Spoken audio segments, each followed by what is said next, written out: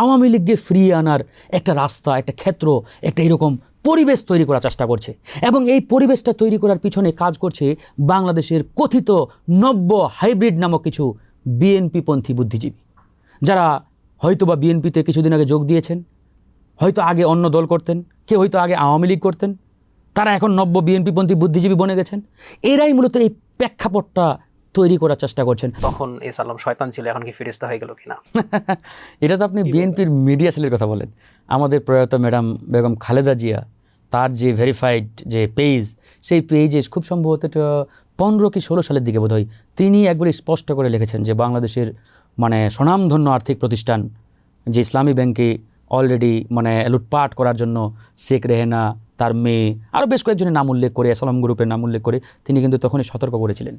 আওয়ামী লীগের বয়ানটা ছিল যে ইসলামী ব্যাংক জামাতের ব্যাংক, তার মানে এটাতে লুটপাট করা জায়েজ, মানে জামাতের সম্পত্তি লুটপাট করো, এটা বৈধ। এই যে এরকম একটা মনে করেন যে আওয়ামী লীগ একটা পরিবেশ তৈরি করে, একটা এরকম আপনার কি বলে এটাকে রিটরিক তৈরি করে দীর্ঘ 17 বছর তারা কিন্তু এই রাজনীতিটাই করে আসছে। সুতরাং আমার সৃষ্টিকর্তা প্রদত্ত যে আইন, এই আইন তো মানে ওই ওল্ড হয়ে গেছে, পুরাতন হয়ে গেছে, এটা ভাববার কোনো কারণ নেই।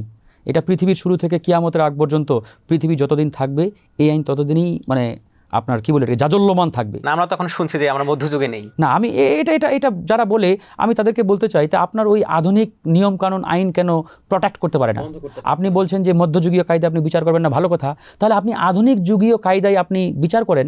বাট আপনার ওই আধুনিক যুগীয় আইনগুলো তো ওই ধর্ষণ কিংবা ওই খুনাখুনিকে থামাতে পারছে না, বন্ধ করতে পারছে না। অথচ আপনি বলছেন যে আমরা মধ্যযুগে ফিরে যাব না, আমরাও যেতে চাই না, বাট আপনার তো এই আধুনিক আইন পারছে না। আপনি কি মনে করেন যে শহীদ শরীফ ওসমান হাদির যে ভাই বা তার পরিবারকে ভয়ভীতি দেখিয়ে তাকে ম্যানেজ করছে এরকম কি? তৃতীয় পক্ষ অলরেডি ইন করে ফেলেছে তাদের মধ্যে। এই যে দেখেন এক এক সময় এক এক রকম বক্তব্য দিয়ে ইতিমধ্যে কিন্তু এটা নিয়ে একটা বিভ্রান্তি তৈরি করার চেষ্টা করা হচ্ছে। তো আমি মনে করি যে শরীফ ওমর হাদি, তাকে আসলে জিজ্ঞাসাবাদ করা উচিত। তাকে জিজ্ঞাসাবাদ করলে এই ঘটনার অনেক রহস্য বেরিয়ে আসবে। আমরা তো মানে শুনি যে বাংলাদেশ ভারত সবসময় বন্ধু এবং তারা আসলে সেভাবে অ্যাড্রেস করে থাকেন। তো এই যে আচরণ, মানে এটা কোনোভাবে বন্ধুত্বপূর্ণ আচরণের মধ্যে পড়ে কিনা?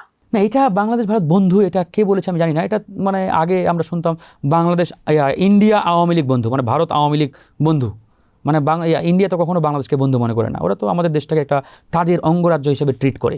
বাংলাদেশ যে একটা স্বাধীন সার্বভৌম দেশ, এটা তো মানে ইন্ডিয়া ফিল করে না, মনে করে না, মানতেও পারে না। ওরা মনে করে আমাদের একটা অঙ্গরাজ্য। গণ অধিকার পরিষদের সমালোচনা করতে বললে কিভাবে করবেন? গণ অধিকার পরিষদের সমালোচনা প্রথমে যেটা করব, শুরুতে জনগণের মধ্যে আমরা যে একটা হোপ তৈরি করেছিলাম, সেই হোপটা আসলে আমরা ধরে রাখতে পারি নাই। এই যে ইন্টারিম সরকার সব দলকেই সাপোর্ট দিয়েছে, সব দলকেই ব্যাপকভাবে সুযোগ সুবিধা দিয়েছে, বাট গণ অধিকারকে দেয় নাই। গণ অধিকারের মধ্য দিয়ে যাদের রাজনৈতিকভাবে আবির্ভাব, তাদেরকে তৃতীয় রাজনৈতিক দল হিসাবে সরকার প্রতিষ্ঠা করেছে, বাট গণ অধিকারকে ডাকে নাই। তার কারণ না, এখানে কোনো আদর্শিক বা এরকম অভ্যন্তরীণ কোনো বিষয়ে চেঞ্জ করে নাই। সে দল থেকে পদত্যাগ করে বিএনপিতে যোগ দিয়েছে, স্রেফ এটা তার ব্যক্তিগত লাভের আশায়। সে মনে করেছে যে আমি বিএনপিতে যোগ দিলে ধানের শীষে নির্বাচন করলে হয়তো এমপি হব, মন্ত্রী হব ভবিষ্যতে, এই তার ব্যক্তিগত চিন্তা থেকে। তবে আপনি যদি রাজনৈতিক পয়েন্ট অফ ভিউ থেকে আপনি আসলে বলেন আমাকে, এই জায়গাতে আমি মনে করি এটা একটা চরম একটা মানে প্রতারণার মতো একটা অবস্থা। আপনি যদি রাজনীতিবিদ না হতেন তাহলে কি হতেন? আমার শুরু থেকে রাজনীতিবিদ হওয়ার ইচ্ছা ছিল না। আমার শুরু থেকেই মানে ছোট থেকেই যেটা বলা যায় যে আমার স্বপ্ন ছিল আমি অ্যাডমিন ক্যাডার হব। আপনার দলের সভাপতি তিনি সরকারে এখন প্রতিমন্ত্রী, তার যে জুলাই সনদ নিয়ে এবং গণভোট নিয়ে অবস্থান, এখানে অনেকেই সমালোচনা করেন। আপনি নিজে ফারুক হাসান সন্তুষ্ট কিনা আপনার দলের সভাপতির উপরে? বিএনপি 2-3 জন নেতাকে এখানে তাদের ক্যাবিনেটে জায়গা দিয়েছেন। তার মানে এই নয় যে বিএনপি গণ অধিকার মানে জোট সরকার বা অমুক অমুক দল মিলে জোট সরকার, এটা বলার কোনো সুযোগ নেই। আমাদের একবার ক্ষুদ্র একটা অংশের দায়িত্বে রয়েছে না, একবারে ভেরি লিটিল মানে পজিশন, এটাকে আমি খুব মানে বড় করে দেখি না। আর জুলাই সনদ এবং গণভোটের যে বিষয়, এটা আমরা আমাদের দলগত যে পজিশন, আমাদের গণ অধিকারের যে রাজনৈতিক অবস্থান একবারে পরিষ্কার। আমরা জুলাই সনদ গণভোটের পক্ষে, আমরা আগেই বলেছি এখনও বলছি। নতুন দল এনসিপি, এরা লিডিংয়ে থেকে একটা গণঅভ্যুত্থান হয়েছে, সবাই মিলে আমরা গণঅভ্যুত্থান করেছি। এবং এই ছাত্ররা যদি সত্যিকার অর্থে জনগণকে নিয়ে দেশকে ধারণ করে সিদ্ধান্ত নিতে পারে, একটা নতুন রাজনীতি তৈরি করতে পারে, তাহলে কিন্তু বাংলাদেশে একটা আমূল পরিবর্তন অল্প সময়ে নিয়ে আসা সম্ভব ছিল। বাট হয় নাই, তাদের নানামুখী লোভ, লালসা বা রাজনৈতিক তৎপরতার কারণে। আপনারা সবচেয়ে বড় ভুক্তভোগী। একটা কথা আছে যে একটা ঝড় আসলে সবার আগে বড় গাছটাকে অ্যাটাক করে, আঘাত করে। ভবিষ্যতেও যদি কোনো ফ্যাসিবাদ ফিরে আসে বা ভবিষ্যতে এরকম যদি পরিস্থিতি তৈরি হয়, বড় কাজ যেহেতু বিএনপি, সুতরাং আঘাত কিন্তু আপনাদের উপরে আগে আসবে। এই জন্যই আমরা বলি যে সবার আগে বাংলাদেশ, এই স্লোগানটা আপনারা নিয়েছেন। সুতরাং এটাই যদি আপনাদের স্লোগান হয়ে থাকে, তাহলে এই সবার আগে বাংলাদেশ, তাহলে এই বাংলাদেশ কী চাই, জনগণ কী চাই, জনগণ যেভাবে চাই এই সিদ্ধান্তগুলো আপনাদের বাস্তবায়ন করা উচিত। বিশেষ করে জুলাই সনদ বা গণভোট। জামাত প্রচণ্ড আত্মকেন্দ্রিক, তারা মনে করে যে আমাদের মধ্যেই রাখতে হবে জিনিসটা, বা আমাদের চিন্তার মধ্যেই থাকতে হবে। এই যে চিন্তার জগৎ, এই চিন্তার জগৎটাকে আরও উদার করে ছেড়ে দিতে হবে। সেদের বেস্ট, এটা আমি আসলে খুব একটা নেতিবাচক দেখি না। অনেকেই অনেক কথা বলে যে তারা ওই ছাত্রদেরকে এক প্যাকেট বিরিয়ানির বিনিময়ে তারা আসলে আকৃষ্ট করছে ইত্যাদি ইত্যাদি। এটা আমি মনে করি না, কারণ একটা পাবলিক বিশ্ববিদ্যালয়ের শিক্ষার্থী ওই এক প্যাকেট বিরিয়ানির বিনিময়ে বা খাবারের বিনিময়ে তাদের মস্তিষ্ক বিক্রি করে দেবে, এটা ভাববার কোনো কারণ নেই। কুরবানির দিন আমরা দেখলাম যে কুমিল্লা বিশ্ববিদ্যালয়ে শিবির দুপুরে খাওয়ার আয়োজন করেছে সাধারণ শিক্ষার্থীদের জন্য। ঠিক একইভাবে সন্ধ্যাবেলা দেখলাম ডিনারের আয়োজন করেছে ছাত্রদল। আমরা অ্যাপ্রিসিয়েট করেছি, আমরা মনে করছি এটাই সত্যিকারের রাজনীতি, এবং এই ভালো কাজগুলো আমি মনে করি ছাত্রদল চালিয়ে যাওয়া উচিত তাদেরকে। এই নির্বাচনে এই যে ভোট ব্যাংকের কথা বলছেন, সবচেয়ে বেনিফিশিয়ারি কে? এখানে বিএনপি যেমন বেনিফিশিয়ারি হয়েছে, তারা আওয়ামী লীগের ভোট ব্যাংকটাকে ভালোভাবে টানতে পেরেছে এবং সরকারও গঠন করেছে, এবং জামাত ইসলামও যে এখান থেকে সুবিধা পায় নাই এটারও অস্বীকারের সুযোগ নাই। কাকে এগিয়ে রাখবেন? হ্যাঁ, এগিয়ে অবশ্যই এখানে আমি বিএনপিকে রাখবো। আমরা দেখি যে বিরোধী মতের হলেই সে যদি যোগ্য হয়, তার যদি একটা প্রতিষ্ঠানও থাকে যেটি যদি উপকার হয় মানুষের, অনেক সময় সমালোচনা করেন। আমরা সাম্প্রতিক সময় দেখলাম যে আদ্দিন যে হাসপাতালটা আছে, এখন অনেকেই বলছেন জামাতের প্রতিষ্ঠান, সেখানে তো একটা ঘটনা ঘটেছে, এই জন্য বিচার হতে পারে বা অন্য যে বিষয়গুলো আছে হতে পারে। প্রতিষ্ঠান কেন্দ্রিক এই যে সমালোচনা, এটাকে আপনি কীভাবে দেখেন? না, এটাই তো বললাম, এটা শুরুতে যে ইসলামী ব্যাংকের যে ঘটনা, এইটা একবারে সেম কিন্তু রিলেটেড, যে অমুক প্রতিষ্ঠান জামাতের, তার রাখা যাবে না, জামাতকে দুর্বল করতে হবে। কিন্তু আমরা এটা মনে করি না যে এই প্রতিষ্ঠানটা নিয়ন্ত্রণ জামাতের হাতে থাকুক বা যার হাতেই থাকুক, এই প্রতিষ্ঠানের মধ্য দিয়ে হাজার হাজার মানুষ উপকৃত হচ্ছে। এই প্রতিষ্ঠান যদি বন্ধ হয়, ক্ষতিগ্রস্ত হয়, লুজার হবে দেশের জনগণ, ক্ষতিগ্রস্ত হবে। এই জিনিসটা আমরা মনে করি না। আমরা একবারেই ব্যক্তিগতভাবে স্রেফ পলিটিক্যাল স্ট্যান্ড থেকে আমরা চিন্তা করি। এই রাজনৈতিক স্ট্যান্ড থেকে এই চিন্তাটা করা যাবে না, এখান থেকে বেরিয়ে আসতে হবে।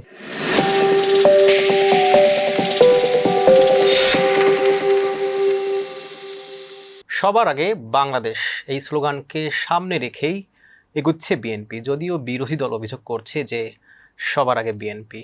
আমরা দেখলাম যে তেল এবং বিদ্যুতের যে দাম সেটিও বৃদ্ধি পেয়েছে, এটি নিয়ে সমালোচনা চলছে। একই সাথে বাংলাদেশ এবং ভারত সীমান্তে পুশিনের ঘটনা ঘটছে। ইসলামী ব্যাংকের যে নিয়োগ, সেই নিয়োগ নিয়েও প্রশ্ন আছে। সমসাময়িক এ বিষয় নিয়েই আজকে মিরর ক্যাফে আমাদের সাথে বিষয় নিয়ে কথা বলার জন্য স্টুডিওতে উপস্থিত আছেন ফারুক হাসান, মুখপাত্র গণ অধিকার পরিষদ। আপনাকে মিরর ক্যাফেতে স্বাগত জানাচ্ছি। জি, ধন্যবাদ জানাচ্ছি। যেমনটি বলছিলাম যে তেল এবং বিদ্যুতের যে দাম বৃদ্ধি করা হয়েছে বাজেটের আগে, আবার বাজেটের পরও তো একটা বৃদ্ধি হওয়ার সম্ভাবনা থাকে।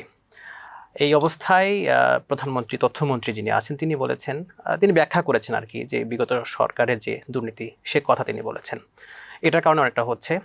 এবং প্রধানমন্ত্রীর উপদেষ্টা যিনি ডাক্তার জাহিদ, তিনি বলেছেন যে কোনো প্রভাব ফেলবে না বা তেমন প্রভাব ফেলবে না। আপনি কি মনে করেন?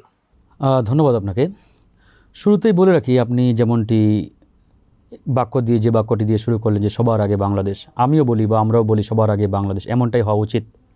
কিন্তু এর পরের বাক্যটা আবার সবার আগে বিএনপি বা সবার আগে আওয়ামী লীগ, সবার আগে জামাত, এই যে দেশের পরিবর্তে দলের জায়গা হয়ে গেল, এখানেই আসলে মূল প্রবলেমটা। যেমন আপনি নির্বাচনে ধরেন যে নির্বাচনের আগে আপনার বক্তব্য যেমনটি ছিল, নির্বাচনে আপনি বিজয়ী হয়ে আপনার বক্তব্যের ধরন, আপনার বক্তব্যের টন টিউন একবারে 360 ডিগ্রি অ্যাঙ্গেলে পরিবর্তন হয়ে যায়। তো এই যে একটা দীর্ঘ 54 বছরের রাজনৈতিক হিস্ট্রি আমাদের, যে আমরা কখনোই কথার সাথে কাজের মিল জনগণকে দেখাতে পারিনি। এই জন্যই কিন্তু বারবার সরকারগুলোর প্রতি, রাজনৈতিক দলগুলোর প্রতি জনগণের একটা আস্থাহীন অবস্থা তৈরি বিগত সময় হয়েছে এবং ভবিষ্যতেও হবে বলে আমরা মনে করি। এবার দেখেন, বর্তমান বিএনপির নেতৃত্বাধীন সরকার, আমরা বলি বিএনপির সরকার, এটা আসলে সঠিক নয়। এর আগেও আমরা এই বক্তব্যটা শুনেছি যে আওয়ামী লীগের সরকার, বিএনপি সরকার। সরকার কখনো দলের হয় না, সরকার হয় দেশের এবং জনগণের। তবে এটা বলা যায় যে বিএনপির নেতৃত্বাধীন সরকার, বিএনপি এখন লিডিং পজিশনে রয়েছে বা স্টিয়ারিংয়ে রয়েছে। তো দেখেন, বিএনপি নির্বাচনে জয়ী হওয়ার আগে বা তাদের যে নির্বাচনী ইশতেহার ছিল, এই ইশতেহারে কিন্তু স্পষ্টভাবে আপনারা সবাই দেখেছেন, শুনেছেন যে তারা ঘোষণা দিয়েছিল যে আমরা জনগণের ভোটে নির্বাচিত হলে আগামীতে আমরা জ্বালানি তেলের দাম বাড়াবো না, দ্রব্যমূল্য আমরা নিয়ন্ত্রণে রাখবো, জনগণের ভোগান্তি হয় এরকম কোনো সিদ্ধান্ত আমরা গ্রহণ করব না। কিন্তু অত্যন্ত দুর্ভাগ্যের বিষয় যে বিএনপি ক্ষমতা গ্রহণের 3 মাস পেরোতে না পেরোতেই গ্যাসের দাম বাড়ানো হলো 4 বার, বিদ্যুতের দাম 2 বার, তেলের দাম 2 বার। এই যে একটা অবস্থা ইতিমধ্যে তৈরি হয়েছে, 5 বছর অতিক্রান্ত হওয়া অবধি এই বিদ্যুৎ, এই গ্যাস, এই ইলেকট্রিসিটির দাম কোথায় যায় আমরা কেউই জানি না, আল্লাহ মালুম। অত্যন্ত আনফর্চুনেট আমাদের জন্য। দেখেন এখানে অনেক ব্যাখ্যা দেওয়ার চেষ্টা করা হচ্ছে। ইতিমধ্যে আপনি এই সরকারের তথ্যমন্ত্রী বক্তব্য দিলেন, তার যে আপনার তথ্য অ্যাডভাইজার ডাক্তার জাহিদ, তার বক্তব্য আপনি ইতিমধ্যে সামনে নিয়ে আসার চেষ্টা করলেন। এটা ডাক্তার জাহিদ প্রধানমন্ত্রীর তথ্য উপদেষ্টা। আমি ডাক্তার জাহিদকে প্রশ্ন করতে চাই, এই 3 মাসে ডাক্তার জাহিদ কি একবারের জন্য কোনো গ্রামে গিয়েছেন? বা ওই গ্রামের মেঠোপথ, গ্রামের ওই হাট বাজার এসব জায়গায় তিনি একটাবারের জন্য গিয়ে ঘুরে আসছেন কি না আমি জানি না, আমি প্রশ্নটা করতে চাই। উনি যদি একটাবার গ্রামে যাইতেন, গ্রামের ওই খেটে খাওয়া দিনমজুর, কৃষক, শ্রমিক, ওই মানুষগুলোর কষ্টটা উনি বুঝতে পারতেন, টের পাইতেন। উনি তো 3 মাসে কোনো দিন গ্রামে যান নাই। উনি ওই হেয়ার রোডে বাংলোতে থাকেন, সরকারি এসি গাড়ি, সচিবালয়ে অফিস করেন। উনি তো জনগণের কষ্টটা বুঝবেন না। এই জন্যই বলেন যে আমরা বিদ্যুতের দাম বাড়ালেও জনগণ এতে ভোগান্তিতে পড়বে না। How ridiculous. আমরা দেখলাম যে শাহজালাল যে বিমানবন্দরের যে কার্গো ভিলেজ, সেখানে আবারও অগ্নিকাণ্ডের যে ঘটনা, এই যে কিছুদিন পর পরই এরকম ঘটনা ঘটছে, এটি কি শুধুমাত্রই ঘটনা নাকি এর পেছনে অন্য কোনো কারণ আছে? না, এটি পরিষ্কারভাবে ষড়যন্ত্র। এটাকে নিছক আমি কোনো অগ্নি দুর্ঘটনা বলতে চাই না, এটা পরিষ্কার একটা ষড়যন্ত্র। এবং এই ষড়যন্ত্রের মধ্য দিয়ে ওই কুশীলবগুলো আওয়ামী লীগকে ফিরিয়ে আনার একটা রাস্তা, একটা ক্ষেত্র, একটা এরকম পরিবেশ তৈরি করার চেষ্টা করছে। এবং এই পরিবেশটা তৈরি করার পিছনে কাজ করছে বাংলাদেশের কথিত নব্য হাইব্রিড নামক কিছু বিএনপিপন্থী বুদ্ধিজীবী, যারা হয়তো বা বিএনপিতে কিছুদিন আগে যোগ দিয়েছেন, হয়তো আগে অন্য দল করতেন, কেউ হয়তো আগে আওয়ামী লীগ করতেন, তারা এখন নব্য বিএনপিপন্থী বুদ্ধিজীবী বনে গেছেন। এরাই মূলত এই প্রেক্ষাপটটা তৈরি করার চেষ্টা করছেন। আপনারা দেখবেন যে এই মুহূর্তে বাংলাদেশে বিএনপি এবং জামাত, যেহেতু সরকার এবং বিরোধী দল প্রধানত তারাই, সরকার এবং বিরোধী দলের মধ্যে একটা মারমুখী পজিশন বা অবস্থান তৈরি করার পিছনে এই কথিত নব্য বুদ্ধিজীবীরা প্রতিনিয়ত লড়াই চালিয়ে যাচ্ছেন। মানে এদের একমাত্র কাজ কিভাবে বিএনপি এবং জামাত তথা সরকার এবং বিরোধী দলকে একটা মারমুখী সংঘর্ষিক একটা পজিশনের দিকে নিয়ে যাওয়া যায়। এতে কি হবে? যখনই এরকম একটা মারমুখী পজিশন তৈরি হবে, অবস্থান তৈরি হবে, তখনই পতিত স্বৈরাচার ফিরিয়ে আসার রাস্তা খুঁজে পাবে, ক্ষেত্র তৈরি হয়ে যাবে। আর এর পিছনে পরিষ্কারভাবে মদত যোগাচ্ছেন, কাজ করছেন ওই পতিত স্বৈরাচারের হেডকোয়ার্টার ইন্ডিয়ার দিল্লি থেকে। এবং তারা আমার ধারণা মোটা অঙ্কের টাকা এখানে ইনভেস্ট করেছেন। এবং আমি গোয়েন্দা সংস্থাকে আহ্বান জানাবো, এই রহস্যটা আপনারা উদ্ঘাটন করেন, নাহলে এরাই আপনাদের শামুকের মতো পা কাটার অবস্থা তৈরি হয়ে যাবে। এই প্রসঙ্গে একটু বলতে চাই, আমরা তো জানি যে আওয়ামী লীগের যে রাজনৈতিক কার্যক্রম নিষিদ্ধ আছে, তারপরেও বিভিন্ন জায়গায় ঝটিকা মিছিল হচ্ছে। আপনি যেমনটি বলছিলেন, আমরা কি বলতে পারি বা অনেকে যেমনটি এখন বলছেন যে ভারতের সাথে বা আওয়ামী লীগের সাথে এক ধরনের সমঝোতার মাধ্যমে আসলে এই ধরনের স্পেস তৈরি করা হচ্ছে সরকারের মধ্য থেকেই? সরকারের তো বিভিন্ন লাইন থাকে। ধরেন যে সরকারের ভিতরেও সরকার, বাক্সের ভিতরে বাক্সের গল্প যেমন আমরা বিগত সময়ে শুনে আসছি, একইভাবে একটা রাজনৈতিক দলের মধ্যেও দেখবেন যে বিভিন্ন লাইনের বিভিন্ন ধারার রাজনৈতিক নেতৃত্ব থাকে। কিন্তু এটা প্রত্যেকটা দলেই আছে, বিএনপি বলেন, আওয়ামী লীগ বলেন বা অন্যান্য যে বড় দলগুলো রয়েছে, তো এটা থাকবেই। তো এখন একটা সরকারের মধ্যে বিভিন্ন লাইন রয়েছে যারা বিভিন্ন ব্লক মেনটেন করে। তো সেই জায়গা থেকে ধরেন এটা ওপেন সিক্রেট যে গত নির্বাচনে ধরেন যে বিএনপি সরকার অবশ্যই আওয়ামী লীগের যে একটা ভোট ব্যাংক, আওয়ামী লীগ বিতাড়িত হয়েছে, এটা সত্য। আওয়ামী লীগের বড় বড় সব নেতা পলাতক, দেশ ছেড়ে পালিয়েছেন। কিন্তু আওয়ামী লীগের তো একটা জনসমর্থন দেশে রয়েছে। এটা যত পার্সেন্টই হোক, এটা যদি 2%ও বলেন, 5%ও বলেন, এরা তো আর দেশ থেকে উৎখাত হয় নাই। এটা তো অস্বীকার করে কেউ করতে পারবে না। এই যে ভোট ব্যাংক, এই ভোট ব্যাংকটা গেল কোথায়? নিশ্চয়ই কাউকে না কাউকে ভোট দিয়েছে। তো এই ভোটটা কারা পেল? তো এটা পানির মতোই পরিষ্কার। এখন এই ভোট ব্যাংকটাকে টানার জন্য যারা সরকারে আসছে, হয়তোবা তাদের এরকম একটা কমিটমেন্ট ছিল যে আমরা আসলে আপনাদেরকে ওপেন করে দিব, আপনারা রাজনীতি করতে পারবেন। এই নির্বাচনে এই যে ভোট ব্যাংকের কথা বলছেন, সবচেয়ে বেনিফিশিয়ারি কে এই নির্বাচনে? হ্যাঁ, না, এখানে সবচাইতে বেনিফিশিয়ারি কি বলতে কি আওয়ামী লীগের যে ভোট ব্যাংকটা আছে, হ্যাঁ, সেক্ষেত্রে বেনিফিশিয়ারি কে সবচেয়ে বেশি? না, এখানে সবচাইতে আমি বলবো না। এই নির্বাচনের মধ্য দিয়ে বেনিফিশিয়ারি সবাই। এখানে ধরেন যে কেউ বেশি বেনিফিশিয়ারি, কেউ কম। এখানে বিএনপি যেমন বেনিফিশিয়ারি হয়েছে, তারা আওয়ামী লীগের ভোট ব্যাংকটাকে ভালোভাবে টানতে পেরেছে এবং সরকারও গঠন করেছে। এবং জামাত ইসলামও যে এখান থেকে সুবিধা পায় নাই, এটারও অস্বীকারের সুযোগ নাই। কাকে এগিয়ে রাখবেন? হ্যাঁ, এগিয়ে না, রাখবেন কাকে? এগিয়ে অবশ্যই এখানে আমি বিএনপিকে রাখবো। অনেকে বলার চেষ্টা করে থাকেন যে এই যে আওয়ামী লীগকে স্পেস করে দেয়া, এটি মূলত আমরা তো চিরাচরিত দেখে এসেছি যে বারবারই দুই বাইনরি, আওয়ামী লীগ অথবা বিএনপি, এর বাইরে আসলে রাজনীতি যেতে চায় না, বা যারা দীর্ঘ সময় ধরে রাজনীতি করে আসছেন তারা হয়তো চায় না, এই জন্যই মূলত তারা স্পেসটা আওয়ামী লীগকে দিতে চাচ্ছে। এ ব্যাপারে কি বলবেন? না, এটা ট্রু। যারা বলতে কি মানে এই জিনিসটা পরিষ্কার করতে হবে। আসলে বাংলাদেশে আমরা রাজনীতি করি, আমাদের রাজনীতির নাটাইটা আমাদের হাতে নাই। এটা ওপেন সিক্রেট, সবাই জানেন আপনারা। মানে রাজনীতি আমরা করি, বাট রাজনীতিবিদদের হাতে নাটাই নাই। মানে এই নাটাইটা অন্য জায়গায় থেকে কলকাঠি নাড়া হচ্ছে। তো যারা এই নাটাই নিয়ন্ত্রণ করে, রাজনীতির নাটাই, সুতরাং তারা চায় না যে এখানে আওয়ামী লীগ ভার্সাস বিএনপি, এই যে দীর্ঘদিন ধরে একটা গেম চলে আসছে, এই গেমের মধ্যে আরেকটা দল এখানে ইন হোক, আরেকটা দল এই খেলায় যুক্ত হোক, এটা অন্যরা চায় না বা অনেকে মানতেও পারে না। তো যেহেতু আওয়ামী লীগ ভার্সাস বিএনপি দীর্ঘদিন ধরে চলে আসছে, এই জায়গায় যখন আওয়ামী লীগ নাই, আরেকটা দল ইন হয়েছে, এখানেই হচ্ছে তাদের মূল প্রবলেমটা। কারণটা কি? কারণ ওই দলটাকে দীর্ঘদিন তারা নার্সিং করেছে, দীর্ঘদিন তাদের মতো করে তাদেরকে ট্রেনিং দিয়েছে, প্রশিক্ষণ দিয়েছে এবং ব্যবহার করেছে। এখন হঠাৎ করে যখন ওই জায়গায় আরেকটা দল ইন করে, এই দলটাকে তারা তো মানে এত সহজে তাদের গ্রিপসে নিতে পারবে না। আবার চাইলেও সেই দলটা তাদের পকেটে যাবে, এই সম্ভাবনাও নেই। এই জন্যই মূলত তাদের মাথা ব্যথাটা সব চাইতে বেশি। কিভাবে ওই পূর্বের দুই প্লেয়ারকে একটা জায়গায় নিয়ে আসা যায়, এক ফিল্ডে এনে ওই আগের গেমটা আবার চালু করা যায়, এটা নিয়ে তারা দিনভর চেষ্টা চালিয়ে যাচ্ছে। এবং এক্ষেত্রে হয়তো তারা একে অন্যের পরিপূরকও বটে। তা তো অবশ্যই। আমরা দেখলাম যে ইসলামী ব্যাংকের যে নিয়োগ হলো, খুরশিদ আলম যাকে নিয়োগ দেওয়া হলো, এটি নিয়ে অনেক বেশি কথা হচ্ছে এবং ইতিমধ্যে যারা গ্রাহকরা আছেন তারা আন্দোলনও করছেন। আমি একটু তথ্য দিতে চাই, সেটি হচ্ছে যে বিএনপির মিডিয়া সেলে এটি 2022 সালে 22শে ডিসেম্বর একটি নিউজ শেয়ার করে তারা লিখেছে এরকম যে ব্যাংকিং খাতে চলছে হরিলুট, এস আলম গ্রুপের লুটপাটে সংকট ইসলামী ব্যাংক, এরকম বা ধারার ব্যাংকগুলো। অনেকে এটাকে মানে পোস্ট শেয়ার করে লিখছেন এভাবে যে তখন এস আলম শয়তান ছিল, এখন কি ফেরেশতা হয়ে গেল কিনা। এটা তো আপনি বিএনপির মিডিয়া সেলের কথা বলেন। আমাদের প্রয়াত ম্যাডাম বেগম খালেদা জিয়া, তার যে ভেরিফাইড যে পেজ, সেই পেজে খুব সম্ভবত এটা 15 কি 16 সালের দিকে বোধহয় তিনি একবার স্পষ্ট করে লিখেছেন যে বাংলাদেশের মানে স্বনামধন্য আর্থিক প্রতিষ্ঠান যে ইসলামী ব্যাংকে অলরেডি মানে লুটপাট করার জন্য শেখ রেহেনা, তার মেয়ে, আরও বেশ কয়েকজনের নাম উল্লেখ করে, আসালাম গ্রুপের নাম উল্লেখ করে তিনি কিন্তু তখনই সতর্ক করেছিলেন। 2015 কি 16 এরকম বেগম খালেদা জিয়ার ফেসবুক ভেরিফাইড পেজ, এবং এটা বিএনপি মানে নিয়ন্ত্রণ করে পেজটা। তো তারপরে মিডিয়া সেলের কথা বলেন 2022 সালে, তো এটা তো অনেক পরে। তো এখন দেখেন এই যে ইসলামী ব্যাংক, এই ব্যাংকটা নিয়ে অনেক আলোচনা, অনেক সমালোচনা, অনেক কথা রাজনীতির মাঠে। প্রথমত হচ্ছে কোনো আর্থিক প্রতিষ্ঠান কিংবা কোনো ব্যাংকে আমি কোনো রাজনৈতিক দলের প্রতিষ্ঠান বা দলের ব্যক্তিগত সম্পত্তি মনে করি না। যেমন এখন অনেকেই বলে যে জামাত ইসলামের ব্যাংক ইসলামী ব্যাংক, তাহলে আমরা তো এমনটাও বলতে পারি যে ঢাকা ব্যাংক বিএনপির ব্যাংক, যেহেতু এটা বিএনপির মির্জা আব্বাস ভাইয়ের পরিবার নিয়ন্ত্রণ করে। আমরা তো বলতে পারি আইএফআইসি ব্যাংক এটা আওয়ামী লীগের ব্যাংক, যেহেতু এটা সালমান এফ রহমান নিয়ন্ত্রণ করে। তো এমনটি তো তারা আবার ওই দুইটা ক্ষেত্রে বলেন না, তারা বলেন জামাত ইসলামের ব্যাংক ইসলামী ব্যাংক, এই জায়গায় তারা স্পেসিফিক তাদের বক্তব্য। এবার দেখেন এই যে বিগত 17 বছর আওয়ামী লীগের বয়ানটা কী ছিল?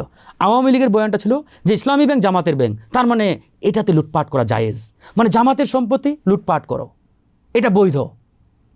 এই যে এরকম একটা মনে করেন যে আওয়ামী লীগ একটা পরিবেশ তৈরি করে, একটা এরকম আপনার কী বলে এটাকে রিটরিক তৈরি করে দীর্ঘ 17 বছর তারা কিন্তু এই রাজনীতিটাই করে আসছে। এই ব্যাংকটা যদি ধ্বংস হয়ে যায় তাহলে আলটিমেটলি ক্ষতি কার? ক্ষতি জনগণের, দেশের। আমি তো এই জন্যই বললাম এই যে ইসলামী ব্যাংক, এই যে তাদের যে বক্তব্য, তাদের বক্তব্যটা কি যে ইসলামী ব্যাংক জামাত নিয়ন্ত্রণ করে। আচ্ছা, আমি তাদেরকে প্রশ্ন করতে চাই, আমি জামাতের পক্ষে না, আমি বিএনপির পক্ষে না, আমি একটা দল করি, আমি জনগণের পক্ষে। এখন আমি যদি প্রশ্ন ধরে নিলাম আমি জামাত ইসলামী ব্যাংকের ম্যানেজমেন্টের দায়িত্বে রয়েছেন তাদের লোকজন, ধরে নিলাম যদি তাদের লোকজন জামাত ইসলামীর লোকজন মানে এই ইসলামী ব্যাংক নিয়ন্ত্রণ করে বা ম্যানেজমেন্টের দায়িত্বে থাকে, এখানে প্রবলেমটা কোথায়? আপনি প্রশ্ন করতে পারেন যে জামাত ইসলামী ব্যাংকের নিয়ন্ত্রণ নেওয়ার পরে এত হাজার কোটি টাকা এখান থেকে লুট করেছে, এই প্রশ্নটা করেন। যদি জামাতের কেউ লুটপাট করে থাকে আমরা তাদের বিরুদ্ধে রুখে দাঁড়াবো। আমরা দেখেছি যে আইএফআইসি ব্যাংকে থেকে কয়েক হাজার কোটি টাকা লুট করেছে সালমান এফ রহমান, অন্যান্য ব্যাংক থেকে লুট করেছে। এই ইসলামী ব্যাংক যাদেরকে আপনারা জামাতের ব্যাংক বলেন, অথচ জামাতের লোক কিন্তু ইসলামী ব্যাংক থেকে লুটপাট করে নাই, করেছে আওয়ামী লীগের লোকজন। তাহলে এর পরেও আপনারা কোন মানে জায়গা থেকে, চিন্তা থেকে আপনারা এই ধরনের একটা বয়ান জনগণের সামনে তুলে ধরার চেষ্টা করেন যে এটা জামাতের হাতে রাখা যাবে না, জামাতের নিয়ন্ত্রণে রাখা যাবে না? জামাত তো লুটপাট করে নাই। কিন্তু সরকারের পক্ষ থেকে আসলে তেমন কোনো বক্তব্য কেন আসছে না? আমরা ইতিমধ্যেই দেখতে পাচ্ছি যে এস আলমের যিনি ওয়াইফ ছিলেন, মানে সেই সময় মানে ভুয়া প্রতিষ্ঠানের নাম করে সেখানে তাকে 3.5 কোটি টাকা দেওয়া হয়েছিল ইসলামের পক্ষ থেকে, এবং একই সাথে এস আলমের যে ব্যাংক লুটের কাহিনী, সেখানে পরামর্শক ছিলেন এই খুরশিদ আলম। মানে তাকে স্পেস করে মানে কেন দিতে হবে? এটা কি মানে জামাতের সাথে মানে প্রতিহিংসা পরায়ণ হয়েই কিনা? না, এটা আসলে আমি মনে করি দুটো বিষয় এখানে। নাম্বার ওয়ান, ওই যে একটা সমঝোতা বা নির্বাচনের পূর্বে ধরে যে একটা রফা দফা দেন দরবার যেটাই বলেন, এটা মানে ধরেন যে আপনার আন্ডারগ্রাউন্ড আন্ডারস্ট্যান্ডিং তো হয়েছে, এবং সেই জায়গা থেকে তারা মনে করে যে এই আর্থিক খাতটাকে আমাদের নিয়ন্ত্রণে রাখতে হবে। এটা যদি আমাদের কন্ট্রোলে না রাখতে পারি, তাহলে ভবিষ্যতে আমরা এই যে এখানে আওয়ামী লীগে ফ্রি আনা বা তাদের যে আপনার যে সারফেসটা, এই সারফেসকে রাজনীতির মাঠে আবার প্রতিষ্ঠিত করাটা সো টাফ। তো এইটা একটা দিক। আরেকটা দিক যেটা আপনি বললেন, জামাত শক্তিশালী হবে, সেখানে তারা তো হ্যাঁ হ্যাঁ, এই যে ওরা কোনোভাবেই চায় না যে জামাত শক্তিশালী হোক। জামাত কীভাবে শক্তিশালী হয় ইসলামী ব্যাংকের মধ্য দিয়ে আমি জানি না, হয়তো এখানে জামাতের লোকজন বেশি কাজ করে বা চাকরি পায়, হোয়াট এভার, ওরা চাইলে অন্য জায়গাতেও চাকরি পেতে পারে, কারণ জামাত শিবিরের লোকজন ভালো পড়াশোনা করে, তারা ব্রিলিয়ান্ট ট্যালেন্টেড, এটা তো একবারে প্রতিষ্ঠিত সত্য। কারণ আমরা দেখেছি যে বিভিন্ন বিশ্ববিদ্যালয়ে বিভিন্ন কলেজে তাদের ছেলেপেলেগুলো মানে ফার্স্ট সেকেন্ড থার্ড অধিকাংশ জায়গা থেকে তারাই হয়। তো সেই জায়গা থেকে তারা পড়াশোনা করে চাকরি পায়। এখন অন্য যারা এখানে হিংসে করে, তাদের উচিত তাদের যারা ছাত্র রয়েছে বা ছাত্র প্রতিনিধি বা ছাত্র সংগঠন নেতা, তাদেরকেও মানে পড়াশোনায় মনোযোগী করে গড়ে তোলার জন্য তাদেরকে নির্দেশ দেওয়া দরকার, তারা পড়াশোনা করুক। এছাড়াও ব্যাপারটা এরকম কিনা যে জামাতের মানে লোকজন দিয়ে যেহেতু ইসলামী ব্যাংকটা গড়া, এবং জামাত যেহেতু আন্দোলনও করছিল জুলাই সনদ বাস্তবায়নের সাথে গণভোট ইস্যুতে, তো ইসলামী ব্যাংক ইস্যুতে যদি অন্য একটা ইস্যু ক্রিয়েট করা যায়, সেক্ষেত্রে তাদের যে নেতা কর্মী আছে রুট লেভেলের, তাদেরকে সেখানে ব্যস্ত রাখা যাবে, এবং জুলাই সনদ এবং গণভোট ইস্যুতে তাদেরকে আসলে এদিকে আনা যাবে না। এ কারণেও এটি ইস্যু হতে পারে কিনা, বাট এটা কি আসলে টেকনিক্যালি কোনো কিছু না? এটা ট্রু। বাংলাদেশে আমরা এটা ধরেন যে বিগত সময়েও দেখেছি যে একটা ইস্যুকে ধামাচাপা দেওয়ার জন্য আরেকটা ইস্যু ক্রিয়েট করা হয়, মানে আর্টিফিশিয়াল রাজনৈতিক ইভেন্ট যেটাকে আমরা বলি, যে এটা অতীতে হয়েছে। এখনও যে মানে হবে না বা এই ঘটনা যে এরকম মানে আলামত নেই, এটা আমরা মনে করি না, থাকতেও পারে, এটা একটা কারণ হতে পারে। এতে এটা আসলে মানে অস্বাভাবিক কিছু না যে জনগণকে ব্যস্ত রাখা বা রাজনৈতিক নেতাকর্মীদের ব্যস্ত রাখার জন্য হয়তোবা মানে এই ইস্যুটা সামনে নিয়ে আসা হয়েছে। এবং এখানে একটা গুরুত্বপূর্ণ বিষয় সেটি হচ্ছে যে এখানে কিন্তু অর্থের বিষয়, এবং এটি কিন্তু খুব সেনসিটিভ। দেখা যাচ্ছে যে অনেকে আছে জামাতকে দোষারোপ করছে যে জামাত আসলে তারা এটা পারছে না তাদের ব্যাংকে রক্ষা করতে। আপনি কি মনে করেন যে আসলে এগুলো কোনোভাবে আসলে জামাতের মধ্যেই প্রবলেম সৃষ্টি করবে কিনা? আমি মনে করি এটা খুব একটা প্রবলেম তৈরি হওয়ার কথা না, কারণ এটা ওপেন সিক্রেট। এবং এই প্রতিষ্ঠান কীভাবে লুট হয়েছে বিগত 8-10 বছর ধরে, এটা তো আমরা সবাই জানি। এক রাতে মানে সিদ্ধান্ত নিয়ে তারপরে 3 ঘন্টার মধ্যে একটা ব্যাংক দখল করে নেওয়া, এটা পৃথিবীর ইতিহাসে কোথাও নেই যে 3 ঘন্টার ব্যবধানে এরকম একটা ওয়ার্ল্ড ওয়াইড যেটাকে বলা হয় যে বিশ্বের 100টা ব্যাংকের এরকম একটা ব্যাংকে 3 ঘন্টায় তারা দখল করে নিয়েছে। সুতরাং এখন কারা এই ব্যাংকটা নিয়ে ষড়যন্ত্র করছে, এই ব্যাংকটাকে কীভাবে পুনরায় লুটপাট করা যায়, যতটুকুই আছে, এটা তো ওপেন সিক্রেট। মানে সাম্প্রতিক সময় আমরা দেখছি যে ধর্ষণের যে ঘটনা খুব বৃদ্ধি পেয়েছে, আগেও ছিল। সরকার কড়া ভাষায় বলছে বিচার নিশ্চিত করবে, এরপরে জনগণ তারাও তো আন্দোলন করছে, বিভিন্নভাবে সামাজিকভাবে প্রতিরোধ গড়ে তুলছে, মানে তারপরেও মানে ধর্ষণের মতো যে ঘটনাগুলো মানে ঘটেই চলছে। মানে এর পেছনে আসলে মূল সমস্যাটা কোথায়? আমাদের ধরেন যে মানসিকতাই প্রবলেম প্রথমত। কারণ আমরা আসলে এই যে সোশ্যাল মিডিয়ার যুগে, টেকনোলজির যুগে এতটাই মানে আমরা আসলে মানে ইউজড হয়ে গেছি, এতটাই আমাদের মনোযোগ এই সোশ্যাল মিডিয়া, টেকনোলজি, আইসিটি এগুলোর উপরে, আমরা আসলে এক প্রকারের মানসিক বিকারগ্রস্ত রোগীর মতো একটা অবস্থা আমাদের। কারণ যখন আপনি 24 ঘন্টা ধরেন যে এই মোবাইলে ঢুকে থাকেন, মোবাইলে নানা রকম ধরেন যে আপনার অসামাজিক ভিডিও ইত্যাদি এগুলো দেখেন, তখন কিন্তু আপনার ওই মস্তিষ্কের নিউরনগুলো মানে ওদিকেই বারবার টানে যে আমাকেও এরকম কিছু করতে হবে। এটা হলো একটা পয়েন্ট। নাম্বার 2, দেশের আইনশৃঙ্খলা পরিস্থিতি কতটা স্ট্রং। আমরা কিন্তু এই বিগত 3 মাসে আইনশৃঙ্খলা পরিস্থিতির খুব একটা উন্নতি দেখতে পাই নাই, যেটা সরকার বারবার বলার চেষ্টা করছে যে আমরা আইনশৃঙ্খলা পরিস্থিতির উন্নতি ঘটাবো, আমরা এটাকে আরও এগিয়ে নিয়ে যাবো ইত্যাদি ইত্যাদি, বাট আমরা খুব একটা দেখছি না। কারণ এই 3 মাসে প্রায় আজকে বোধহয় পত্রিকায় দেখলাম প্রায় বোধহয় 350 না 400 মানুষ খুন হয়েছে, অসংখ্য মানুষ ইতিমধ্যে ধর্ষিত হয়েছে, শিশুরা ধর্ষিত হয়। হ্যাঁ, বিচারের উদ্যোগ নিয়েছে মাননীয় প্রধানমন্ত্রী, ঘোষণা দিয়েছেন যে প্রত্যেকটা ঘটনার তিনি বিচার করবেন, কিন্তু বিচারের আগে যে প্রোটেকশন বা ডিফেন্স, এই জিনিসটা কিন্তু আমরা দেখতে পাচ্ছি না। এখানে আমরা দেখলাম যে শরিয়া আইন এবং আমাদের যে মানে প্রচলিত আইন, এটি নিয়ে বিশাল মানে বক্তব্য চলছে এবং সমালোচনা আলোচনা দুদিকেই চলছে। আমার প্রশ্ন হচ্ছে যে এই মুহূর্তে যদি শরিয়া আইন বাস্তবায়ন নাও হয়, যে আইনটা আছে, মানে প্রচলিত যে আইনটা আছে, এর মধ্য থেকেও আসলে ন্যায় বিচার নিশ্চিত করে ধর্ষণের মতো ঘটনাগুলোকে আসলে বন্ধ করা সম্ভব কিনা? শরিয়া আইন সবসময় সর্বোৎকৃষ্ট এবং সর্বোত্তম। যেহেতু আমি একজন মুসলিম এবং আমি ধর্মে বিশ্বাস করি, আল্লাহকে বিশ্বাস করি, সুতরাং আমার সৃষ্টিকর্তা প্রদত্ত যে আইন, এই আইন তো মানে ওই ওল্ড হয়ে গেছে, পুরাতন হয়ে গেছে, এটা ভাববার কোনো কারণ নেই। এটা পৃথিবীর শুরু থেকে কিয়ামতের আগ পর্যন্ত পৃথিবী যতদিন থাকবে এই আইন ততদিনই মানে আপনার কি বলে এটাকে জাজল্যমান থাকবে। না, আমরা তখন শুনছি যে আমরা মধ্যযুগে নেই। না, আমি এটা এটা এটা যারা বলে আমি তাদেরকে বলতে চাই, তা আপনার ওই আধুনিক নিয়মকানুন আইন কেন প্রোটেক্ট করতে পারে না? আপনি বলছেন যে মধ্যযুগীয় কায়দায় আপনি বিচার করবেন না, ভালো কথা, তাহলে আপনি আধুনিক যুগীয় কায়দায় আপনি বিচার করেন। বাট আপনার ওই আধুনিক যুগীয় আইনগুলো তো ওই ধর্ষণ কিংবা ওই খুনাখুনিকে থামাতে পারছে না, বন্ধ করতে পারছে না। অথচ আপনি বলছেন যে আমরা মধ্যযুগে ফিরে যাব না, আমরাও যেতে চাই না, বাট আপনার তো এই আধুনিক আইন পারছে না। এখানে একজন ছাত্র শিবিরের নেতা এসেছিল, তিনি বলেছেন, এভাবেই বলেছেন যে যদি ধর্ষণের বিচারগুলো ঠিকঠাকভাবে হয় তাহলে অনেক রাজনৈতিক দলের নেতাকর্মীরা ফেঁসে যাবেন, এই জন্যই মূলত তারা করতে চান না। না, হতে পারে, কারণ আমরা বিগত সময়ে দেখেছি তো রাজনৈতিক নেতাদের মনোরঞ্জন করার জন্য মানে অনেককেই পাঠাতে হয় বা পাঠানো হয়। এই ঘটনা তো অতীতে ঘটেছে এবং সাম্প্রতিক সময়েও এরকম আমরা মিডিয়াতে দু একটা নিউজও দেখেছি যে কোনো নেতা কোনো এলাকায় যাবেন, সেখানে ছোট ছোট নারীদেরকে রেডি করে রাখার কথা বলা হচ্ছে। এরকম এগুলো তো বাংলাদেশের রাজনীতির মানে চিরাচরিত মানে মানে নিয়মে তারা পরিণত করেছে। আমরা দেখলাম যে সাম্প্রতিক সময়ে হাদি হত্যাকাণ্ড নিয়ে মমতা ব্যানার্জি তিনি যে মন্তব্য করেছেন যে হাদিকে কাকে দিয়ে হত্যা করিয়েছিলেন আমি তো সবটাই জানি, মুখ খুললে বাংলাদেশ উত্তাল হয়ে যাবে। এরপরে সেখানকার যে স্বরাষ্ট্রমন্ত্রী অমিত শাহ তিনিও বলেছেন যে সে সময় যে আসলে দরকার নাই সামনে আনার বিষয়গুলো। সরকার আসলে আমাদের দেশের তারা জানে কিনা যে আসলে হাদি হত্যার সাথে কারা কারা জড়িত, এবং বিচারের যে অগ্রগতি দেখছেন আপনাদের যে কাঙ্ক্ষিত বিচার আপনারা বলেন সেটা কি পাবেন? প্রথমত বিচারের অগ্রগতি দেখে আমরা হতাশ। আমাদের বিশ্বাস ছিল যে আমরা নির্বাচিত সরকার পেলে এই ঘটনা দ্রুত একটা সুরাহার দিকে যাবে, বাট আশানুরূপ ফলাফল পাওয়া যায় নাই। ইন্টারিমের আমলে অনেক কথাই শুনেছি আমরা।